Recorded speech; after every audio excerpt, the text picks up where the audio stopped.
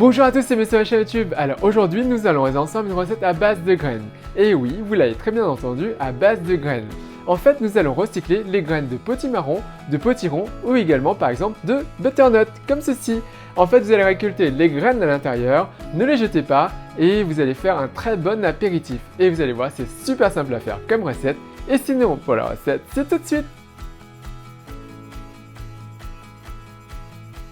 Pour cette recette, vous aurez besoin de graines de courge fraîches, 2 cuillères à soupe d'huile d'olive, 1 cuillère à soupe de paprika, 1 cuillère à soupe de cumin, une demi-cuillère à soupe de piment doux, 1 cuillère à soupe de thym, une gousse d'ail et 2 cuillères à café de sel.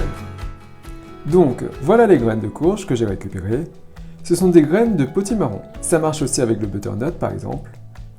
Alors, il y a plein de fibres accrochées aux graines et on va les retirer. Donc, pour ma part, je prends un saladier rempli d'eau et j'y dépose les graines.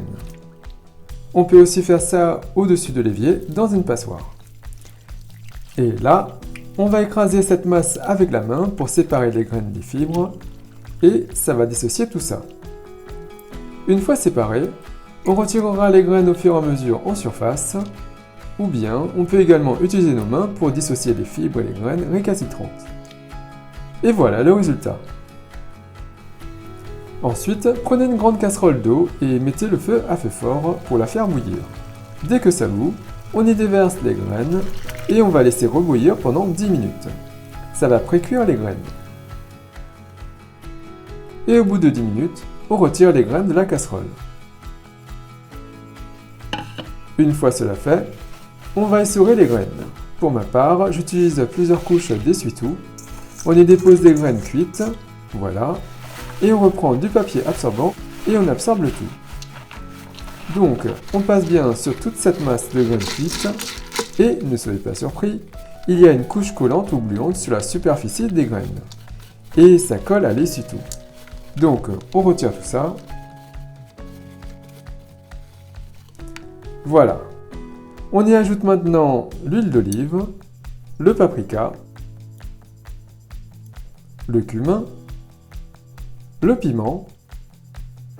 Concernant l'ail, on l'écrase avec la lame du couteau, on coupe les deux extrémités et on retire facilement l'enveloppe extérieure. Ensuite, on fend la gousse en deux et on enlève le germe si besoin. Voilà. Et je vais couper en morceaux plus petits. Puis, pour ma part, je vais utiliser un presse-ail. J'y insère l'ail, on referme et on presse, et on racle avec la lame du couteau.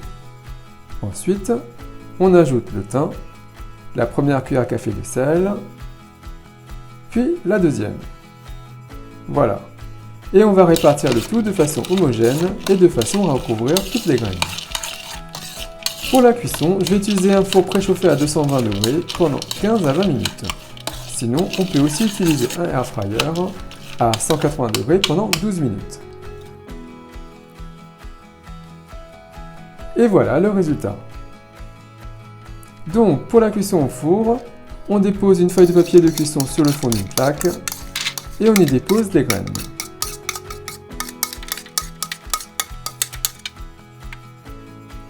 Pour une cuisson homogène, on va répartir les graines sur la plaque en une seule couche.